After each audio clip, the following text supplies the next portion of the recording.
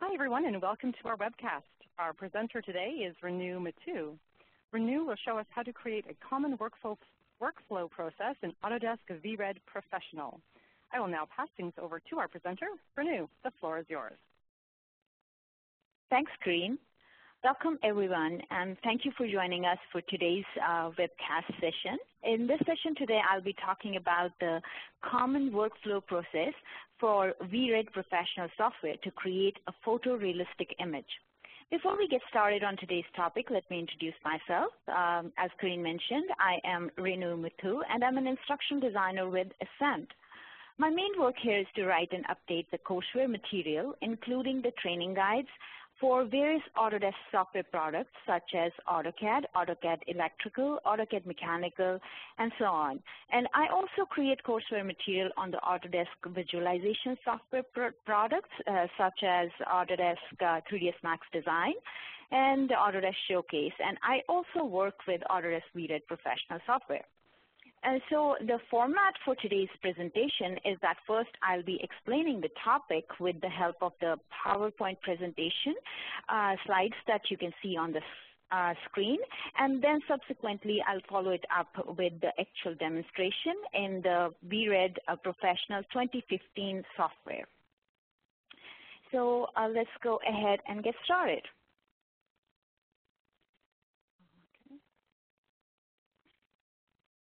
I cannot move the slide.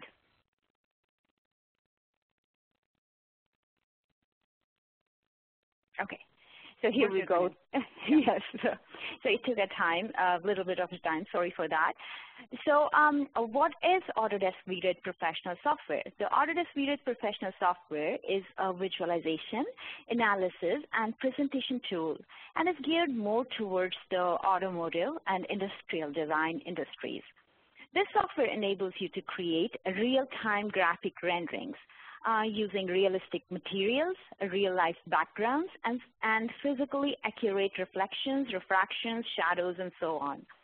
So just to say what the real-life rendering means, that whatever you see on the screen of the software is the actual rendering. You don't need to press any button or anything to calculate the renderings, but the renderings are automatically shown on the because in the background the calculations are being done in real time. So that's what we mean by real-time graphic renderings.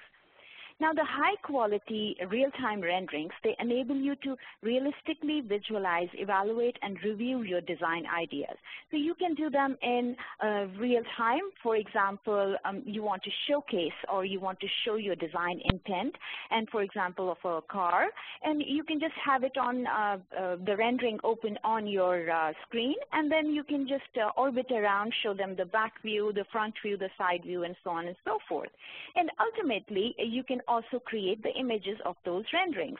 And these images can be used for marketing purpose, such as you can put them in brochures and things like that. So that's what the real-time graphic renderings means.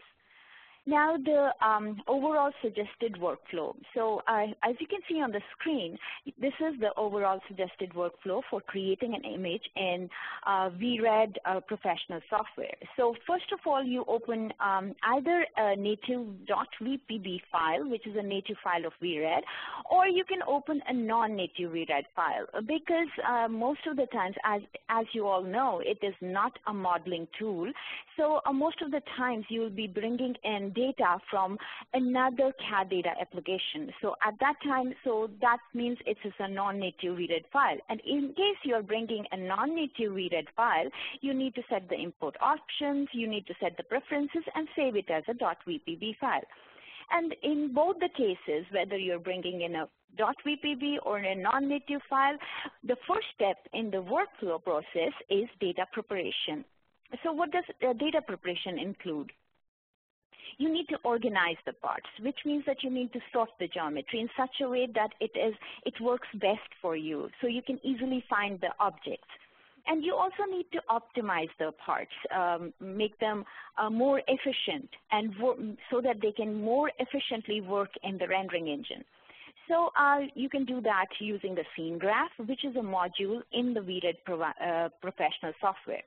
Then you also have to adjust the surface normals. What does that mean is that sometimes when you bring in the files from another applications, there might be some discrepancies with the surfaces and things like that.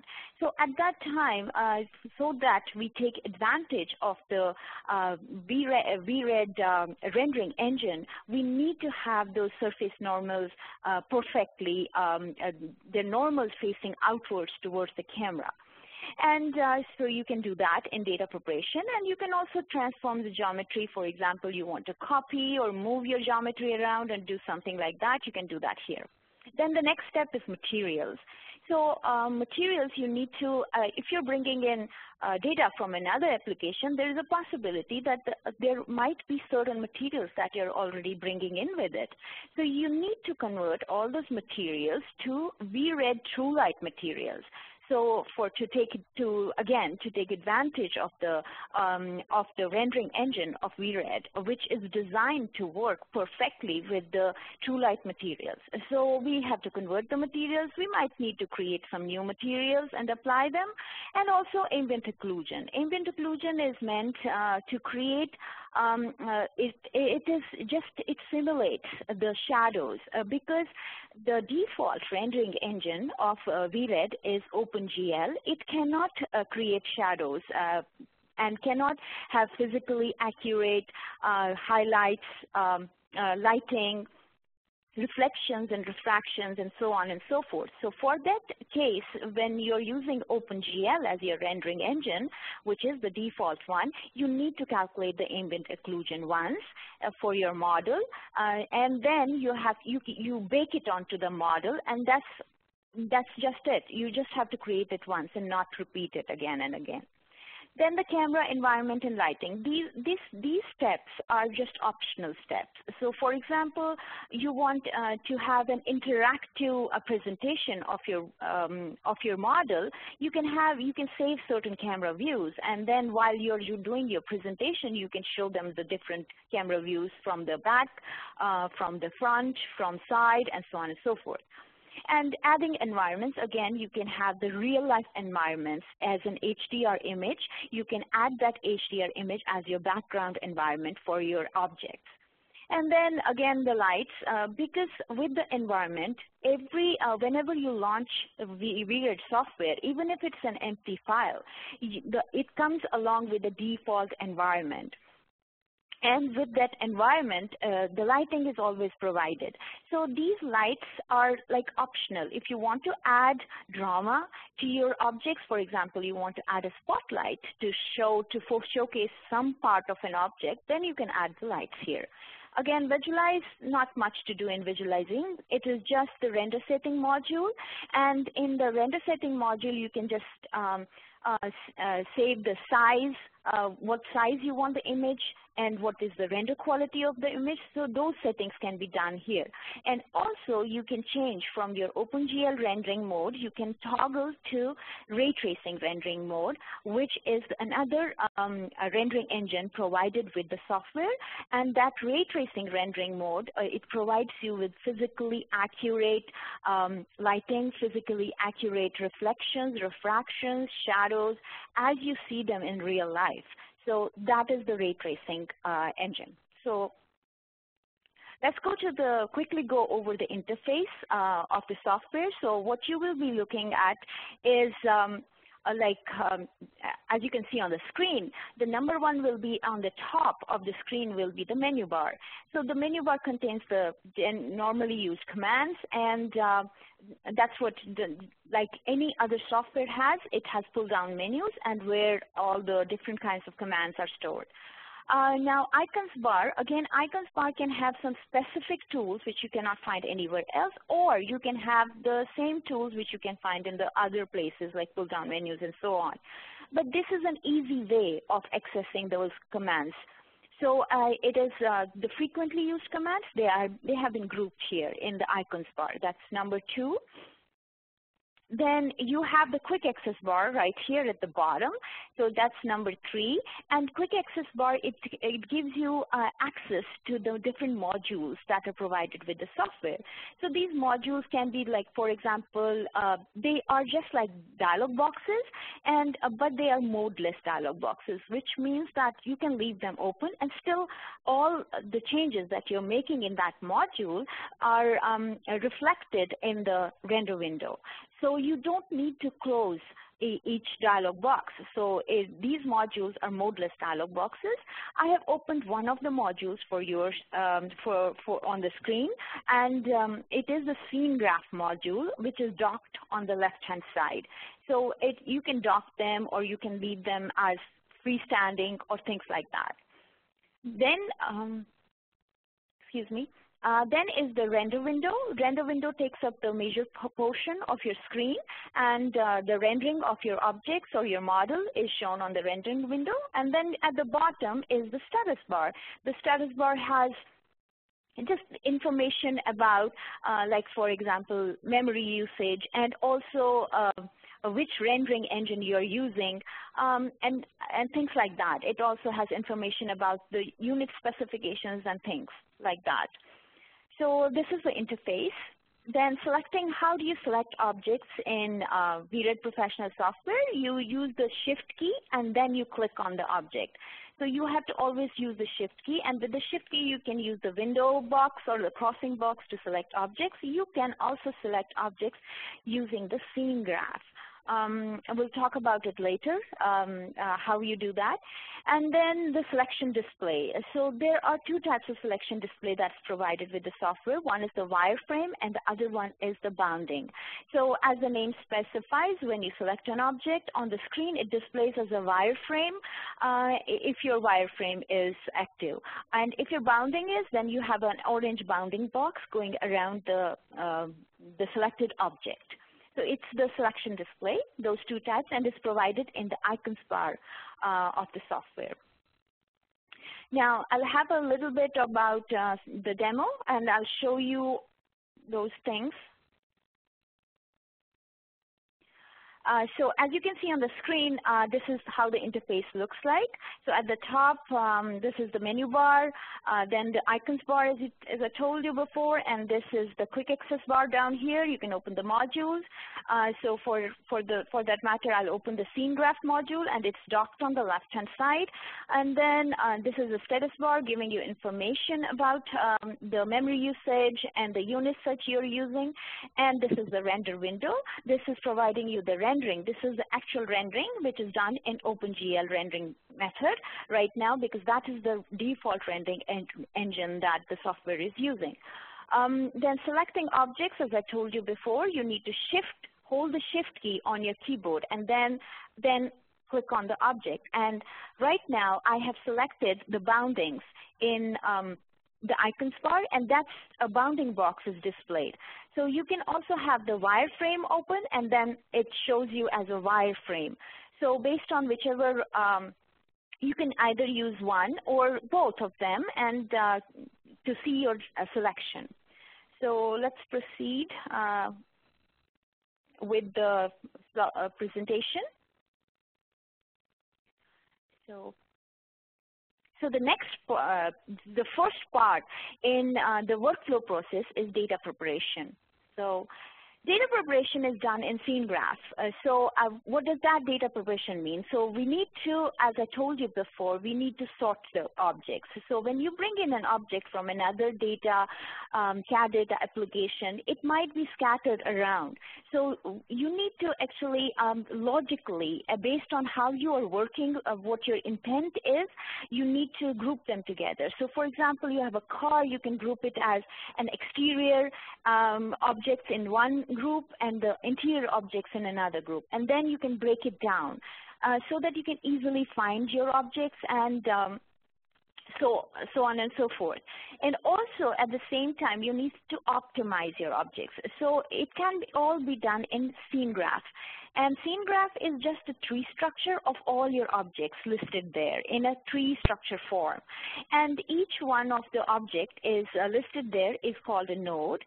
And these nodes have an icon in front of them. And these icons, they represent what kind of an object or what kind of a node it is. So for example, there is this, the triangular polygon type you see right here. This is the basic, the simplest form of a node, and it's called the geometry node. Our intent is to create create an image, and for that case, we just need to have all our objects as the simplest form, the geometry form. And these geometries should be included and should be put in a regular group node. So the group node can be, for example, the interior, and we'll name it interior and then put all the geometry nodes inside of it.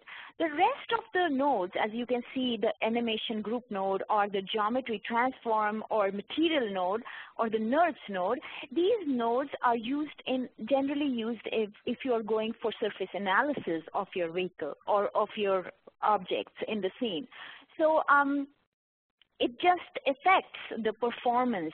So for the case, if you're just creating a rendering and also creating an image from there, we need to have the simplest form of geometry. And there should not be too many nodes, because that affects the performance of the software as well.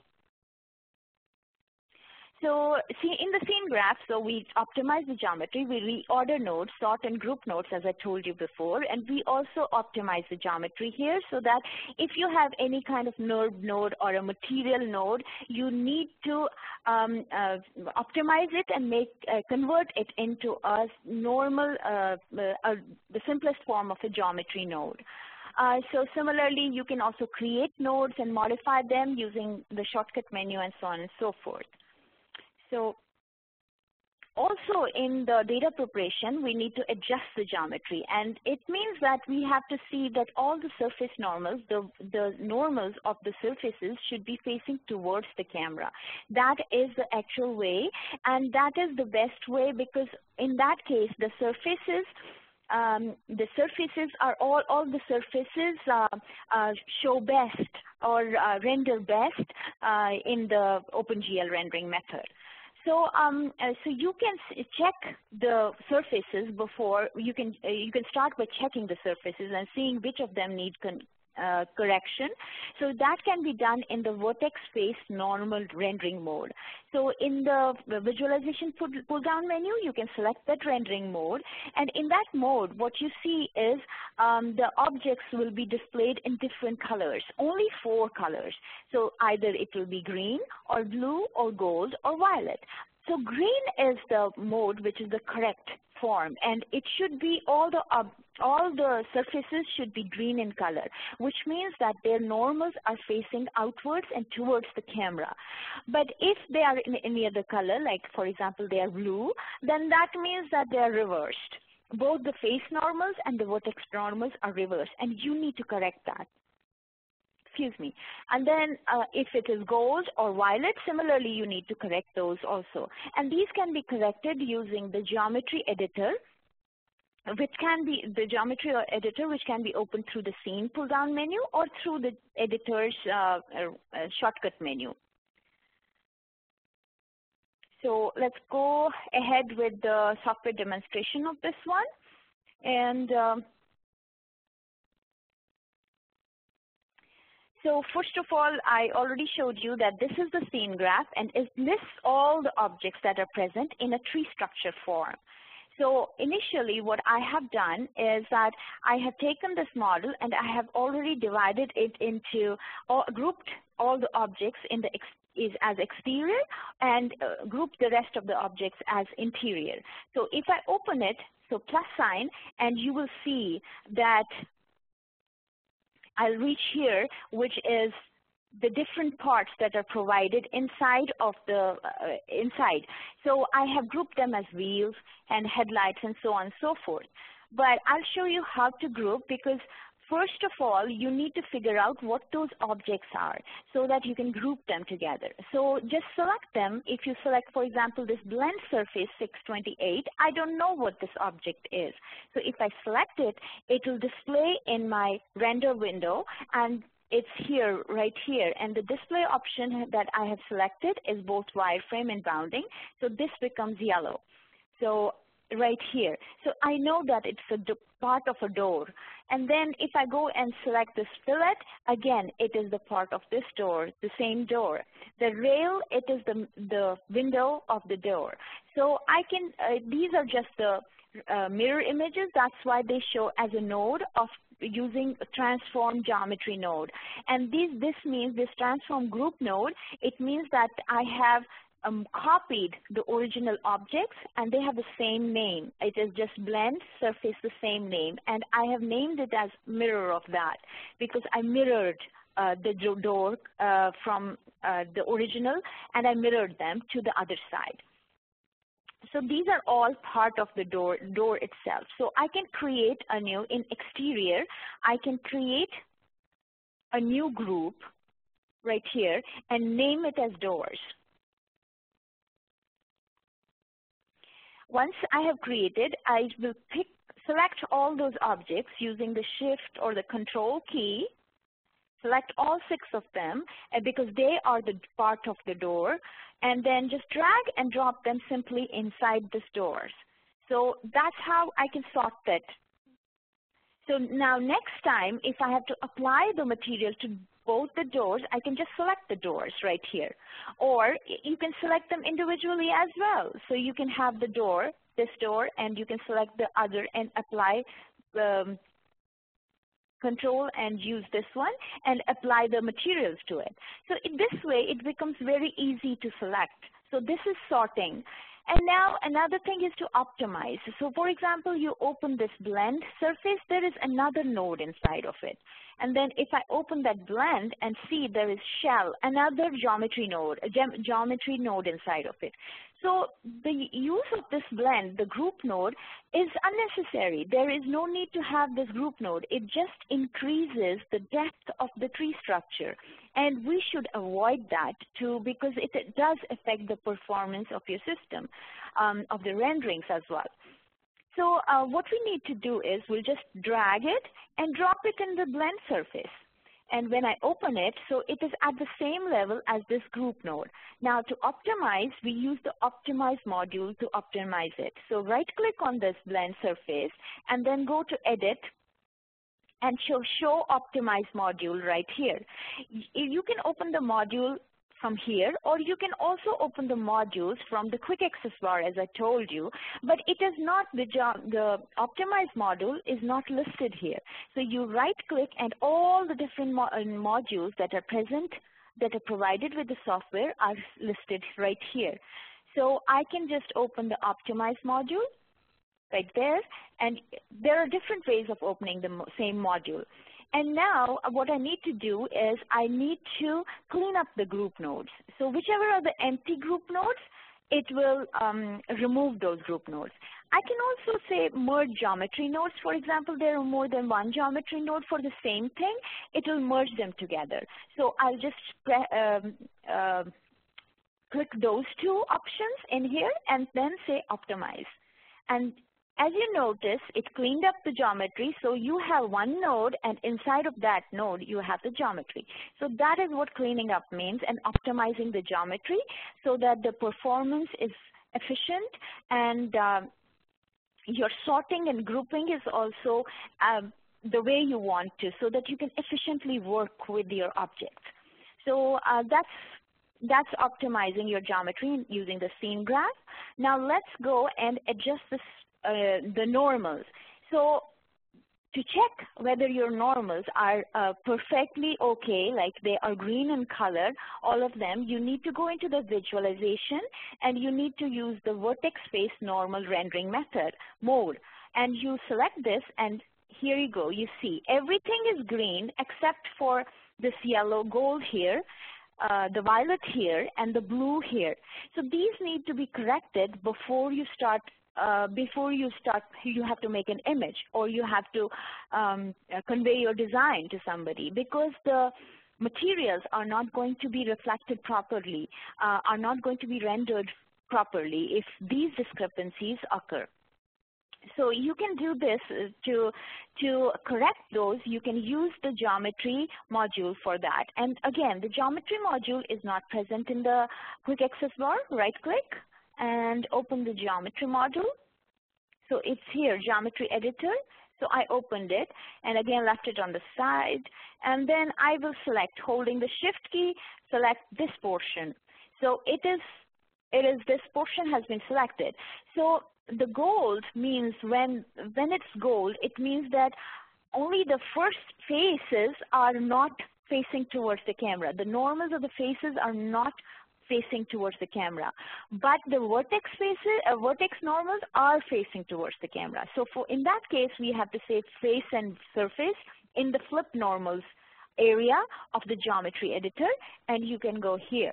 And when I clear this selection, you see that turned green. So that's what we need to do with each and everything that we see is not green. So again, select this portion, and then for that one we have to go vertex. And if I right click, so it corrected it. Now I have a portion which is this, only the M part of that whole thing is blue, but rest is green. So if I select that object, you will see it is a part of that object. So if I use for blue, I have to use for face and vertex because both are facing or reversing. The normals are reversed and not facing towards the camera. So when I click face and vertex, you see what happens? The blue turns to green and the green turns to blue, but that's not what we want. In this case, or in this situation, we need to use the Alt key on your keyboard and then right click. And see, that turns green. So only if a portion of an object, of a single object is reversed and you need to correct that, you need to go Alt on your keyboard and right click, Alt and right click, Alt and right click. So when all the objects and everything you will see on the screen turns green, then that's how that is going to, the materials are going to be rendered properly. So that's checking and correcting, which means adjusting the normals. So going back into the realistic rendering, choose visualization and realistic rendering, and you'll be back into your realistic rendering mode. Now, as I mentioned before,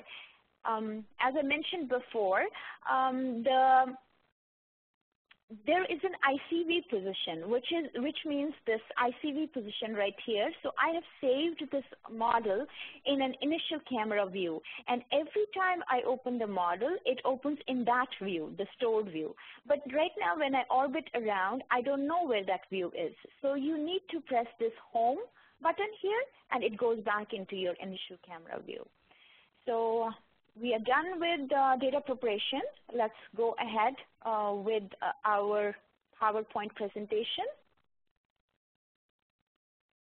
So it's assign and modify materials. The next step in our workflow is assigning and modifying materials. So we use the material editor. We use the material editor to assign materials and to also modify the materials. So it can be done in the material editor, which has the groups and tags section, as shown here.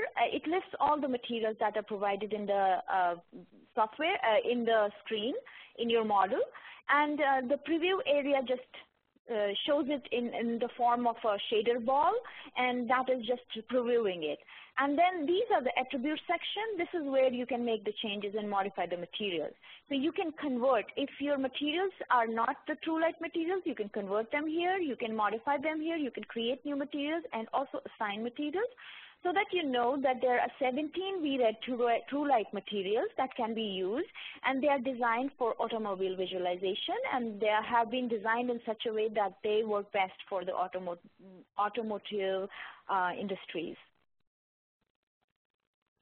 Now, again, in the group tag section, you can just right-click, and then in the shortcut menu, you can say create, select material, and then select the material. So create material can be used to create new materials. In the convert, again, in the right-click menu, you have convert, and then to true light material, and then there you can choose a metallic, whatever you want. The kind of, out of the 17 materials, you can use any of those. Now, the attribute section of each material. You can tweak your materials and modify them based on this, the attributes that are listed in those and are grouped in the attribute section. And these are in the form of a rollout. Now the lower 5, the incandescence, transparency, displacement, ray tracing, and common, these are common for all the 17 materials. And the rest, like the roughness texture and the bump texture, these are specifically, very specific to the chrome material. This is the chrome material attribute section that I'm showing. And so these are very specific. So the rest, the 5 are common and throughout the materials, and these 2 are just specific to these materials, and you can always tweak those materials. Now, in tweaking, you can just use the texture channels, like in the attribute section, they can have texture channels, so you can use any JPEG or an image and use it as a texture. So you can do that here, or you can also, there is another feature that has been provided with the software, and it's called use structure. You can use this use structure to create an inbuilt bump texture. So you don't actually have to use a map, like a picture for creating a bump map, but this will create an inbuilt, inside the material, it will create a bump texture inside of that. Then assigning the materials, you can simply drag and drop the materials from the render window onto the, from the material editor onto the render window, or you can copy and paste. For example, you have already applied some material to one part. You can just copy it from there and then paste it onto another part. You can drag and drop, drag from the material editor into the scene graph, because the scene graph lists the objects. And you can also use the material editor shortcut menu, where you can first select the objects and then use the option apply to selected nodes. My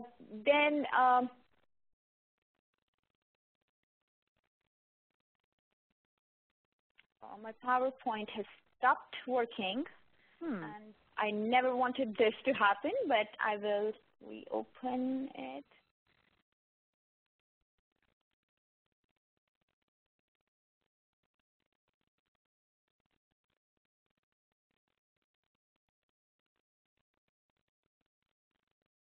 Okay, we're back in business, I think, here, Renu. Yeah, but I need to get to where I am. I think, yes, so I have to go back into the software demonstration because materials is taken care of. So right here. So there was a small glitch. So we can, so now we have to assign the materials, and we have to convert the materials. I can show you, I'll open the material editor first. So right click and open the material editor, or the icon is listed right here in the quick access bar. So this is the material editor, which is again a module. And these are all the different modules. These are different materials that are provided, that are in the object, in my object right here. And then these are the attributes. So let me go in and show you that the rim portion, this rim portion here, if I select it,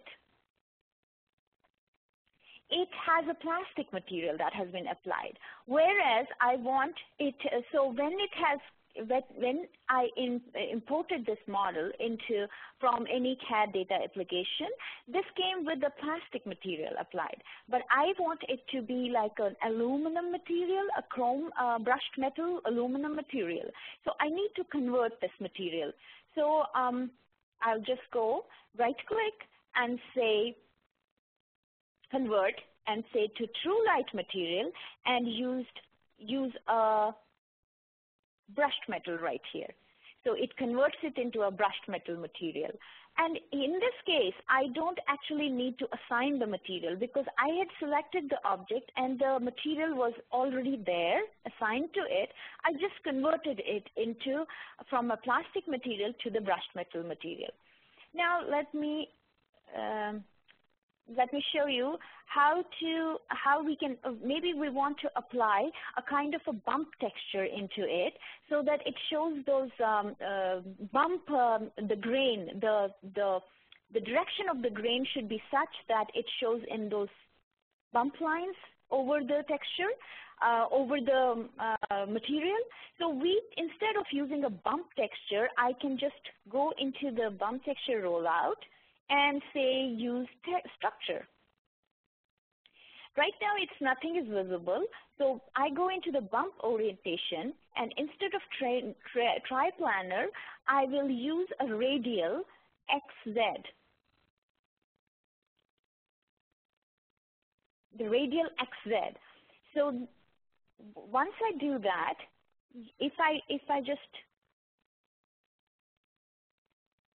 I don't know whether you're able to see, there are those slight lines that you can see, and these are all the grain, the flow of the grain or the direction of the aluminum grain, the way it's going. So, but I don't need it like this. So first of all, let me increase the bump intensity so that you can see it. I can see it though, but I don't know over WebEx. Sometimes it's possible that you might not be able to see it. So I'll just increase it slightly so that it becomes visible. Yeah, there you go. So this is really, I won't want it like that, but this is just to show you that what the direction of the grain is right now. And going back into my bump orientation, the direction of those grains is not the right one. I want it going around in a circular motion. So for that matter, I will just select the object, and then I will say get center. So what happens is that it will get its center, and then it will move those, because I gave radial XZ, it will move the grain in that direction, in a circular fashion. So get structure, and now if I deselect it, you will be able to see what I meant by changing. So that's converting the object, and that's modifying that's converting the material, converting to a different material, and modifying the material. Now let me close this. At the same time, now I will show you how to assign materials. So for example, this part here, you see that that's a black part here, but I would want it to be having the same material as the car, the rest of the car, like the yellow material is having. It is having. So I press the M key on my keyboard and then select the color that I want, the material that I want, and it gets attached with my cursor. So when I move the cursor, I'm just hovering the cursor, and I right-click on here, so it applies the material onto that portion. So it's copying the material and then pasting the material. So we are done with the material assignment and material modification. Let's go back into my PowerPoint slide. Oh, we did already assign the material, modify the material, and let's see what I meant by, I'll show you in a little while. I'll show you what I meant by ambient occlusion. And in the meantime, I will go ahead with the next step of the workflow, which is the background environment, or the background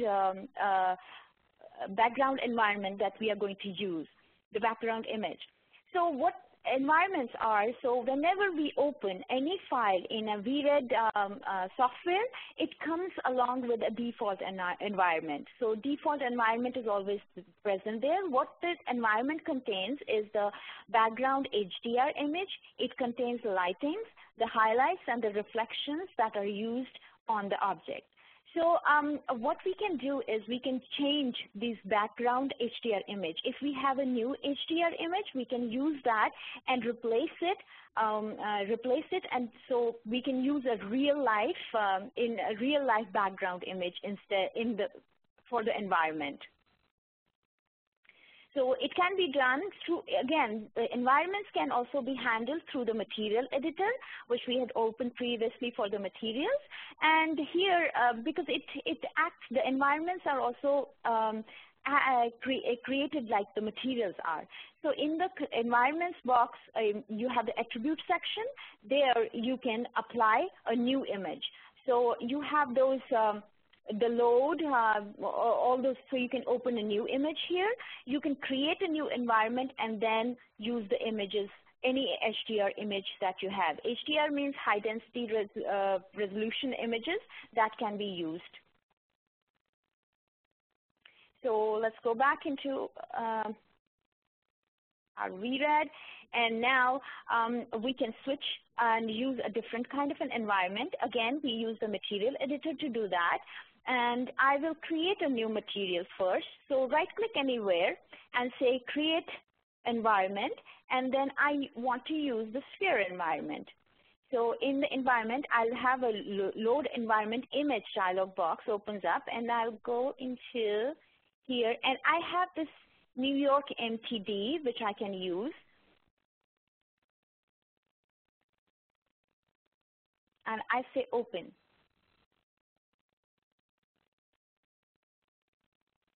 So that's the image. So here you go. So I got the image at the background. So it automatically changes my background image to an HDR image that I got, that I had already on my local drive somewhere. So I just got it in here. So this is the environment, and also you can make changes to the environment. For example, in this position, let me move it slightly. In this position of the model, I don't want to see the bridge at the back. I just wanted to see the New York skyline. So what I can do is I can just go into the transformation rollout for this because I have highlighted the New York environment and the image. And all I can do is I can just rotate it. And I will rotate it, its z-axis around. I had already figured out the rotation. So minus 55, and then say hit enter, and there you go. I see the background of the, so you can just manipulate those images the way you want them to. So all the attributes are present there, and you can just manipulate them. Also, you can see that in the environments, there is a switch, a material switch has been applied, because I created a new environment, and it automatically can be used as a switch. So this studio environment is my default environment, which the software comes along with that default environment, and this New York environment is the environment that I created. And so I can just click on this button and it will go back to the default environment, or you can just use the New York environment. So it works like a switch, and you can use any of those. Also, I wanted to show you a little bit about the ambient occlusion. I have already calculated it for this model. So I'll show you what the ambient occlusion, how you can see it, how you can check whether the ambient occlusion has been provided or calculated. So you have to go into the visualization pull-down menu, and then there's an ambient occlusion rendering mode. So if I select it, so see here, you can see that all those, the model has the dark areas and the light areas. So the dark areas are the shadows that are provided. So it simulates the shadows, and then it bakes it onto the model. Also, then I have also created an ambient occlusion with the shadow plane. Shadow plane means the base on which the objects are sitting. So I have also created an ambient occlusion on that. So I'll show you if I click. So these ambient occlusion is in the shadow plane. So if I just remove this shadow plane, so you will see that ambient occlusion, there is no ambient occlusion with the shadow plane. So that's how it shows, do you have an ambient occlusion or you don't have an ambient occlusion. You need to calculate it nevertheless. I have calculated it for this model because it takes a pretty long time. And to calculate an ambient occlusion, you can do that through the ambient occlusion module. So you can open the ambient occlusion module.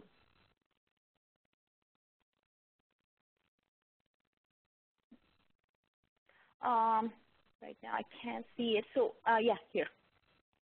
So through the ambient occlusion module, you have to select for which you want to calculate the ambient occlusion and then go calculate all or calculate missing or whatever you want to do. So this calculates the ambient occlusion. So I just wanted to show you where you can, so to go back, you go back into the realistic rendering and maybe back into your ICV position. So let's proceed with our PowerPoint presentation. So how to create an image now. So for creating the image, there is not much to do with it. And as I mentioned before also, the default rendering method is the OpenGL render method. So it is like, it has very fast calculations. So when I was on the screen and I was just orbiting around the model, you didn't see any lag.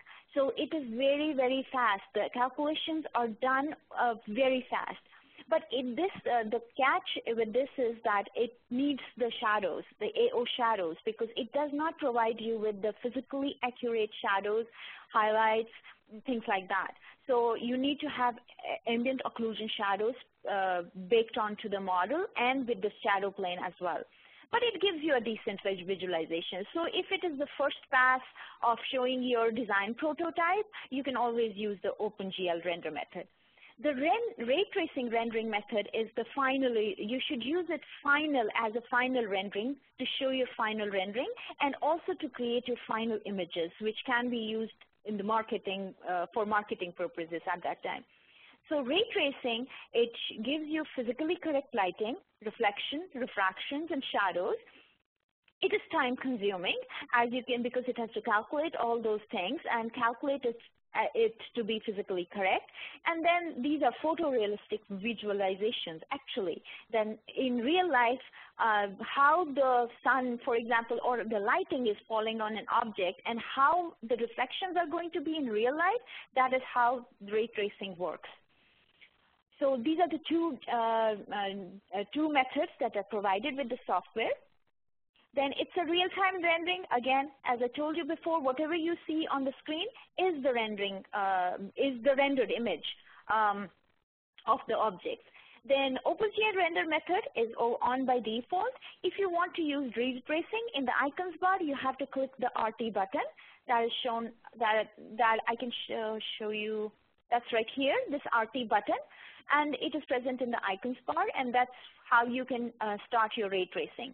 Then in the status bar, as I mentioned before, it shows you whichever rendering you are using. If it says RRGL, that means realistic rendering OpenGL, and RRRT means realistic rendering ray tracing.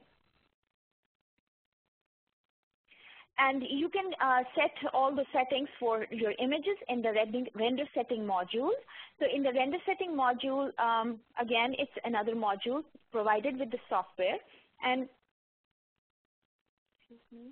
you can set your image. You can set your image size here. You can also set your render quality, what kind of a quality you need for the renderings, and also it also has the settings for ray tracing, ray trace quality. Different illumination modes are present.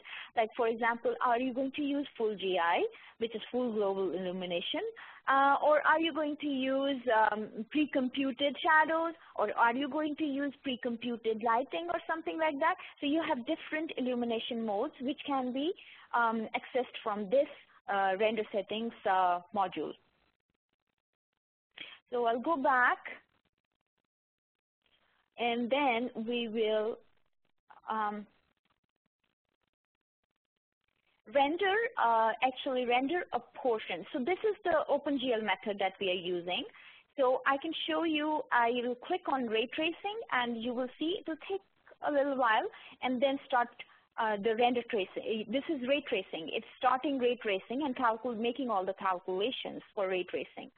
But it's time consuming, and it gives you a certain lag. Right now, it's very hard to move, so it's not as fluidy. So we should only have this ray tracing on with full GI whenever you have to show your model as a final output for your presentation. So otherwise, you can always work with OpenGL rendering method, and this is what the real-time rendering means, that it's being rendered right now in OpenGL. So let's go into the render settings module, and we will be rendering a portion. So I will be today rendering for you, creating an image as an OpenGL rendering for this the image for whatever you see on the screen, and I will also create a ray traced image for the same scene, and then you can see the differences between the two. So we'll just place it like this. I think this is a good view, and let's go ahead. And here you have the image size. You can set your image size as you want. So we will leave it at 800 by 600 pixels. And then you have those render quality. So in render quality, you have draft, preview, production, production interior, and custom. So all these are like, draft is the basic version, and it takes very little time to create an image.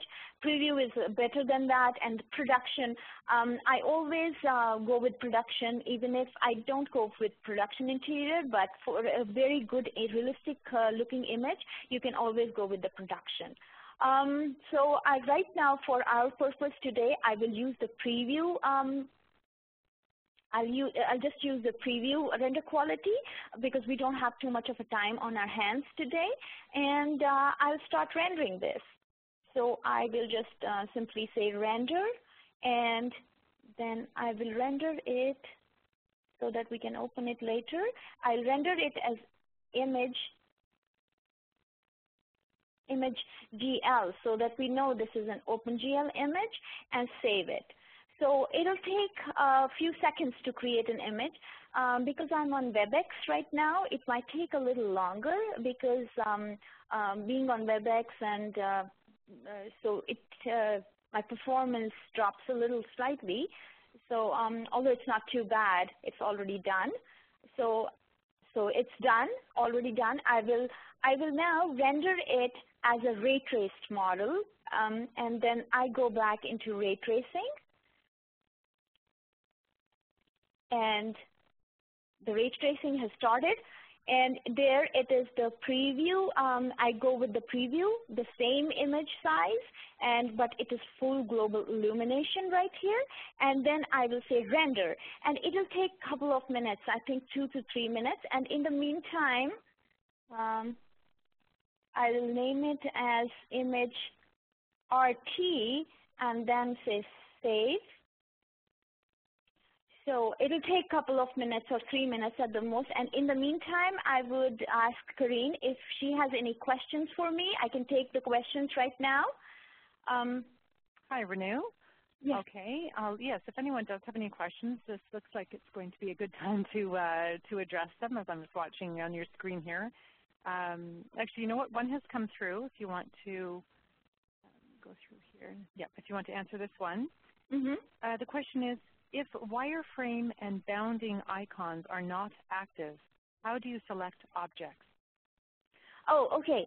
So what happens is that both wireframe and boundings, as I mentioned to you before, these are just the selection display options, and they show you what you have selected. They show you on the screen as a wireframe or the bounding.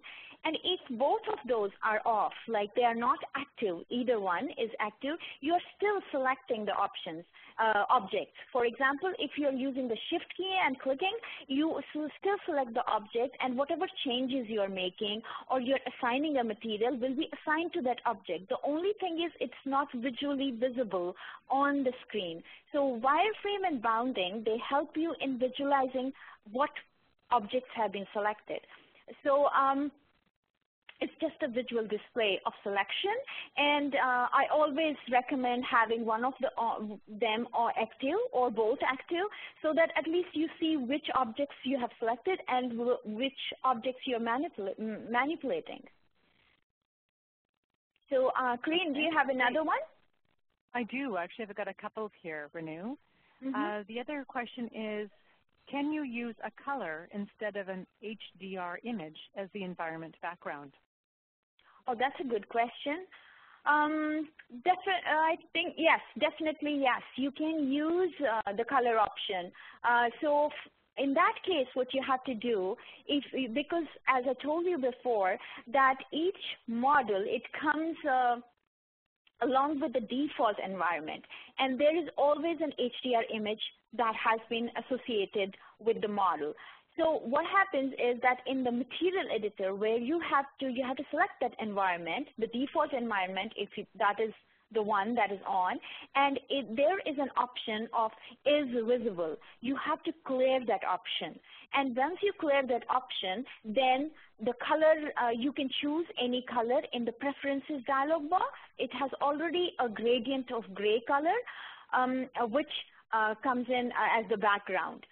So instead of HDR image, you can definitely use the color. And as soon as we are done with this one, after I show you the two different images, I will go and I will visually show you where you can do that, and show you the color background, how you can set a color as the background instead of having an HDR image. So for now, we have both the images have been saved. So let me open them, and I'll show those two images side by side for you. So first, let me deselect this RT so that it works. So this is OpenGL, and then this is ray tracing. Okay, I'll put them side by side for you, and then you can see what I mean by the two different images that were created. So as you can notice in the two images, so in this on the left-hand side, this was created using the OpenGL rendering method, and this was right on the right-hand side. This one was created using the ray tracing rendering method. And in the ray tracing, you can see those highlights there. And mind you, just mind you that we use the preview option for both of them. We have not gone to the production or the production interior. It will be stunning after if we use one of those production render quality options. So here you can see those reflections and the highlights, and also if you can notice this light here and the light in here. So this looks more 3D, and also the grill, you can see it looks more 3D. So what in OpenGL, all the grill effect, the shadows, they were like just simulated shadows, and that was baked onto the model. So these are not the physically accurate shadows, neither are the reflections physically accurate, and nor the highlights. So everything else in the RT on the right-hand side, you see the shadows. These are actually physically accurate. That is how, in real life, given the lighting that was with the environment, that has those highlights. They are physically accurate, and that is how they will show in real life also.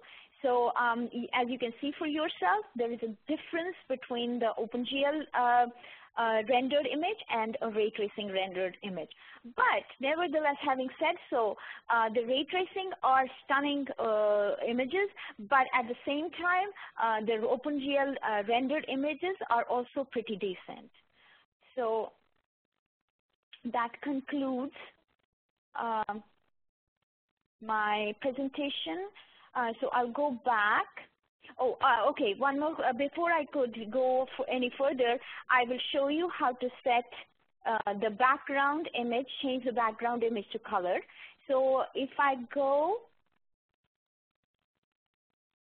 into my materials And the studio, I'm using studio here, and as I said before, this is visible. In the attribute section, there is this is visible.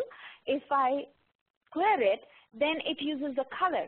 And the color, it is getting this color from which has been set in the preferences dialog box or the preferences module. We can open it from here. So this is a dialog box actually, and it's not a module.